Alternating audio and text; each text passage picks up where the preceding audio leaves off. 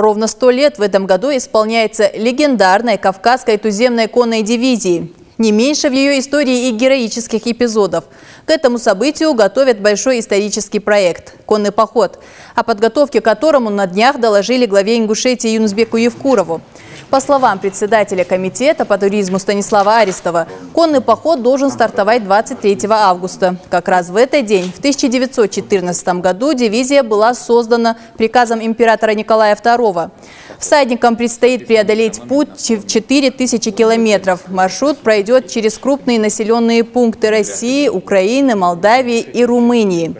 Участниками похода станут региональные команды всадников, творческая интеллигенция СКФО, представители спортивных и патриотических клубов. По завершению похода будет подготовлен документальный фильм «По следам дикой дивизии».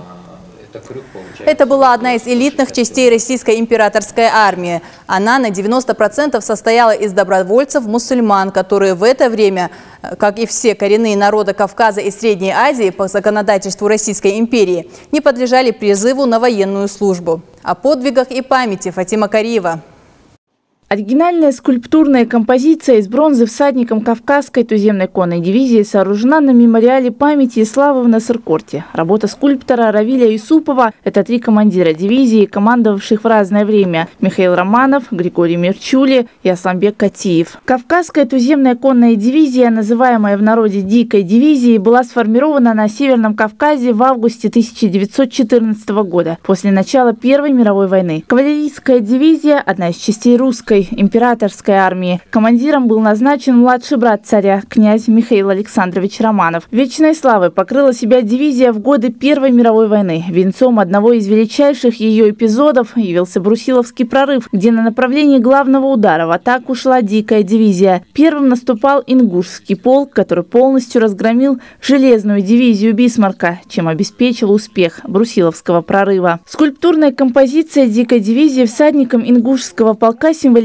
мужество и героизм, передает прекрасный миг атаки всадников, воинов, считавших, что участие в битвах – честь и настоящее дело мужчин. Впереди изображен брат императора, генерал-майор, великий князь Михаил Александрович.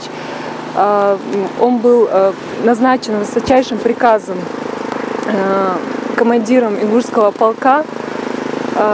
Второй всадник – это Григорий Мерчули, он был командиром Ингушского полка.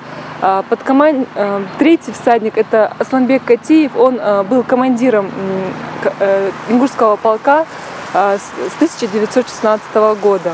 Дивизия стала одной из элитных и самых боеспособных частей в российской императорской армии. Каждое ее выступление в целом или ее отдельных полков – это сплошной героический подвиг. Проявление высшего мужества, особой честью было служить в Ингушском конном полку.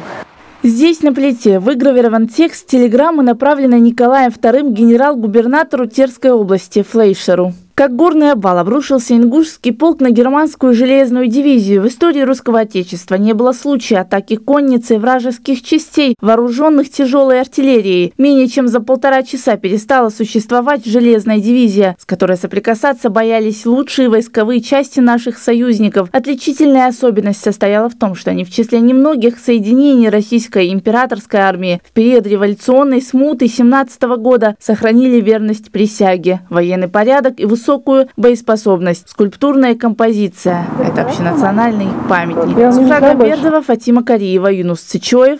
Итоги недели.